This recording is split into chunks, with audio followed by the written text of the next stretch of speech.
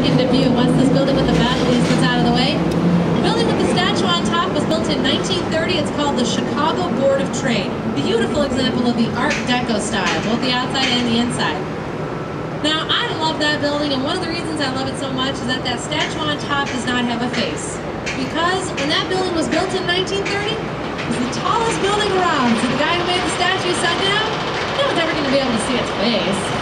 I don't need to put a face on it.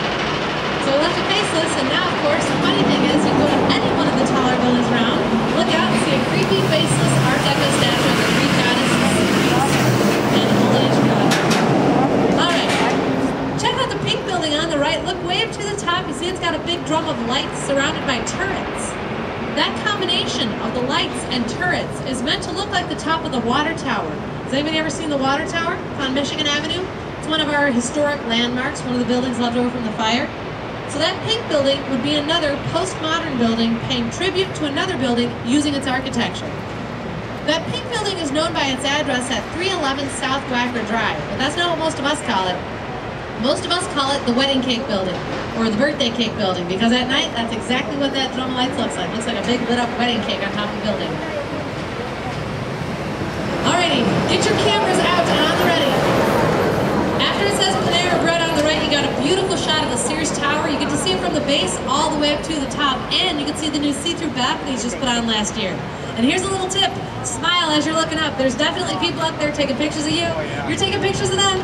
We're taking pictures of each other.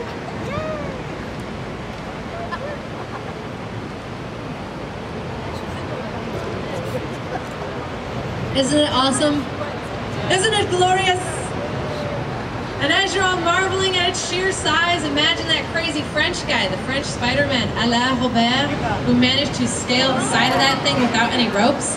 Wow, what an accomplishment, right? Guess what? He was met up at the top by Chicago's finest in a pair of handcuffs. You can't do that here. Okay, before we get to our next building, I've got a quick reminder and a quick suggestion. My reminder, there's a bar in the back of the boat. Beth is back there bartending. She can whip you up whatever you'd like. I don't just say this because I work here. This is the cheapest place you're going to find a drink within a 10-mile radius of Navy Pier, so take advantage of it. My suggestion, check out a website called ChicagoFoodPlanet.com. They offer 3-hour food tasting and cultural walking tours of 2 routes in Chicago so far, a 3rd one coming up. I work for them as a tour guide as well, but that's not why I recommend that you do it. I recommend it because I honestly think there's 2 best ways to see this city in a short amount of time, through our architecture and through our food. So check it out, ChicagoFoodPlanet.com. On the right, this is the Chicago Mercantile Exchange, known as the Merc, built in 1987. See how it's got those really neat serrated corners? What I was told was that that was to give all those business people inside a multitude of corner offices, because sometimes there's just too many important people in one building for your 4 corner offices. What are you supposed to do, guys? You also see it's shaped like a big U.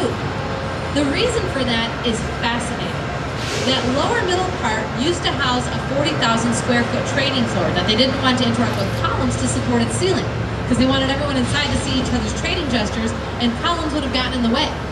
So how did they support the ceiling of that large middle part without columns inside?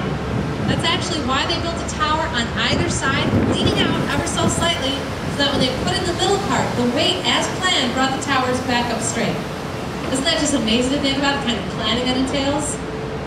Technically, if you took everything out of those buildings, all the people and the office equipment and that, they would go back out. On the right, this is an Art Deco building from 1929, and we have labeled it for you. You're welcome.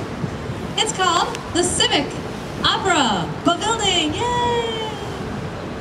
Pavilion. Why the V? Why the V, Chicago? Well, when I took Latin in high school, we were told that the Roman alphabet did not have a U, and they used V's. But then someone last year totally burst my bubble, totally confused me, I have no idea, suggested maybe they did have a U and it was easier to carve a V into buildings. So, which could be the case, take your pick. That one houses the Lyric Opera of Chicago, and we were actually passing by the back of the stage, which is why that part has no windows.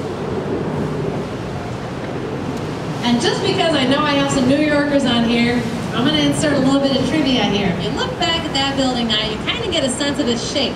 It's shaped like a big throne, which is why it has the nickname Insull's Throne, referring to Samuel Insull. He was the utilities tycoon and patron of the arts who commissioned that to be built. And it is said that that throne purposely faces away from New York. Facing out this way, New York's back that way. See, there was someone in Samuel Insull's life, there's debating stories about it, his wife, his mistress, his daughter. Someone in his life was an aspiring Broadway actress that New York apparently did not like too much. And so supposedly, Samuel Insull purposely had his throne built to shun the New York that had shunned his love. Isn't that sweet? See, all these buildings have stories. It could honestly have a little something to do with the citywide zoning ordinance from 1923 that required a certain amount of setbacks at certain heights. But the throne story is much better, isn't it? Also allows us to maintain our rivalry with New York. Second city, my weird. If you want to know why we're called the second city, by the way, it's not because of any kind of inferiority complex to anywhere else. Ask me at the end of the tour.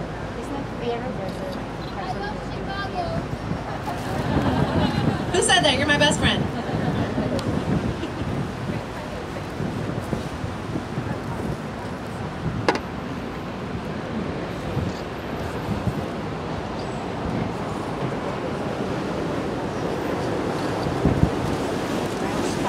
You guys are about to hear our elevated transit system. We call this the L because it's short for elevated. It's about to get a little bit loud.